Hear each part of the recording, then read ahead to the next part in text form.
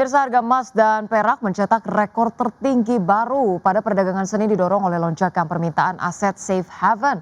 Setelah Presiden Donald Trump memperingatkan akan memberlakukan tarif tambahan terhadap sejumlah negara Eropa terkait dengan sengketa Greenland.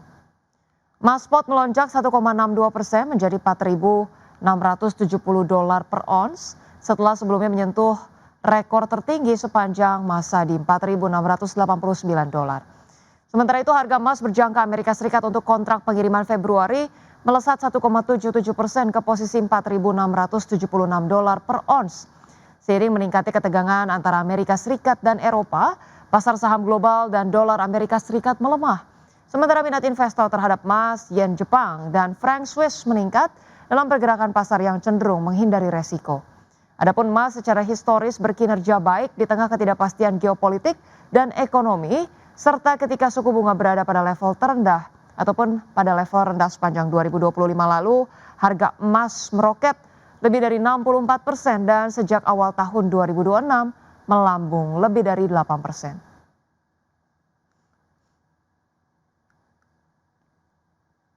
Selanjutnya pemirsa, dari bursa global, bursa ekuitas Wall Street terpantau tidak ada perdagangan pada Senin 19 Januari 2026 seiring dengan libur memperingati Hari Martin Luther King Jr. Sementara itu dari pasar Eropa, bursa ekuitas Eropa mencatatkan penurunan harian terbesar dalam 2 bulan pada perdagangan Senin setelah pasar dikejutkan dengan ancaman Presiden Amerika Serikat Donald Trump untuk memberlakukan tarif tambahan terhadap 8 negara Eropa imbas penolakan penguasaan Greenland. Indeks Stoxx 600 pemirsa ditutup merosot 1,19% ke level 607,06.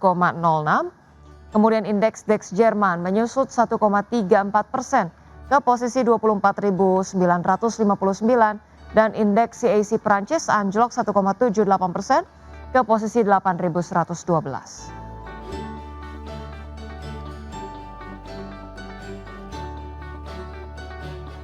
Kita ke informasi terkait Presiden Prabowo Subianto menghadiri World Economic Forum atau WEF 2026 di Davos, Swiss. Presiden akan berpidato di hadapan para delegasi negara membahas isu perekonomian global.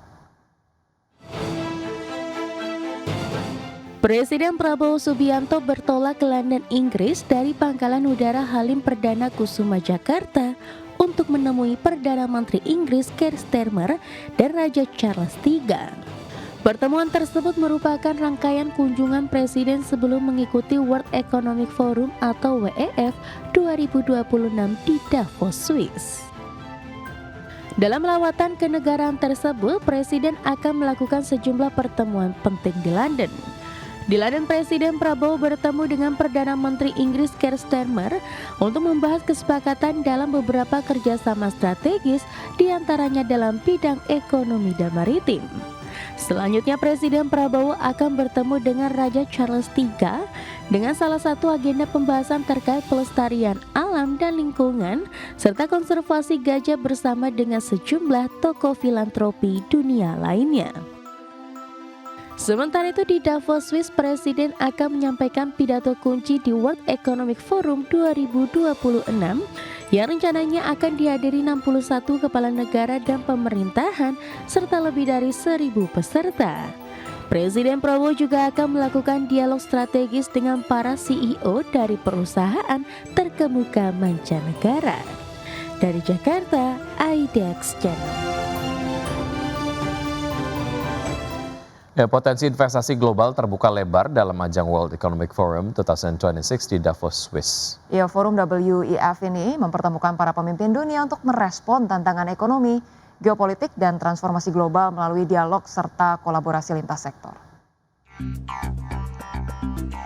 Tahun ini Indonesia kembali hadir dari World Economic Forum di Davos, yang juga menandai kehadiran Perdana dan Antara sebagai bagian dari langkah strategis Indonesia dalam mendorong investasi yang berdaya saing global. Dihadiri 61 kepala negara serta lebih dari 1.000 peserta, Indonesia akan melakukan dialog strategis dengan para CEO dari perusahaan terkemuka mancanegara. Menteri Investasi dan Hilirisasi sekaligus CEO dan Antara Rosan Ruslani menegaskan Indonesia percaya diri bisa menggait investasi yang berdaya saing global di tahun 2026 ini dengan kehadirannya di World Economic Forum Davos, Swiss. Dengan kehadiran dan Antara, Indonesia siap menggait investasi di sejumlah sektor strategis. Dari Jakarta, IDX Channel. Ya, pemirsa, berikutnya Badan Pengelola Investasi Danantara tengah mengkaji pembentukan badan usaha milik negara atau BUMN di sektor tekstil. Ya, di mana parameter penciptaan lapangan kerja menjadi hal yang diperhatikan oleh pemerintah. CEO Danantara Rosan Roslani memastikan pemerintah tengah mengkaji rencana pembentukan BUMN sektor tekstil. Rosan menyampaikan setiap rencana investasi yang dilakukan, pihaknya dilakukan melalui studi kelayakan atau feasibility study dan assessment menyeluruh termasuk terhadap sektor tekstil yang saat ini tengah menjadi perhatian dari pemerintah. Terlebih sejumlah parameter harus dipenuhi, salah satunya adalah penciptaan lapangan pekerjaan dalam jumlah yang sangat besar, di mana industri tekstil menjadi sektor padat karya yang menyerap banyak tenaga kerja. Kita ini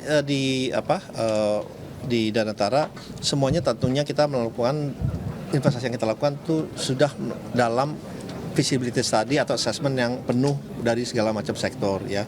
Ya tentunya juga dari kita kan ada kriteria atau parameter yang harus kita penuhi, termasuk juga parameter yang kita masuk itu adalah lapangan pekerjaan yang saya sampaikan.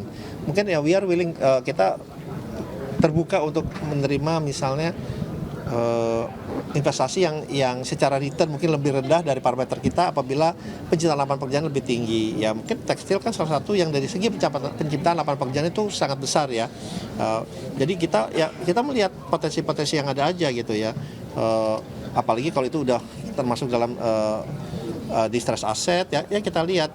Pemirsa, Menteri Keuangan Jerman Lars Klingbeil dan Menteri Keuangan Prancis Roland Lescure menjelaskan penolakan atas pengenaan tarif oleh Amerika Serikat imbas sengketa penguasaan Greenland.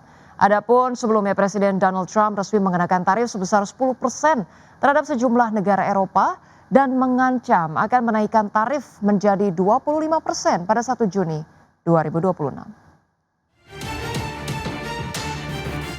Menteri Keuangan Jerman dan Prancis menegaskan bahwa kekuatan Eropa tidak akan dapat diperas dan akan ada respon yang tegas serta bersatu terhadap ancaman Presiden Donald Trump untuk menaikkan tarif atas Greenland.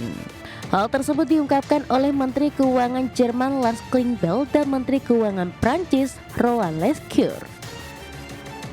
Selanjutnya, para pemimpin Uni Eropa dijadwalkan membahas opsi-opsi dalam KTT darurat di Brussels pada Kamis mendatang.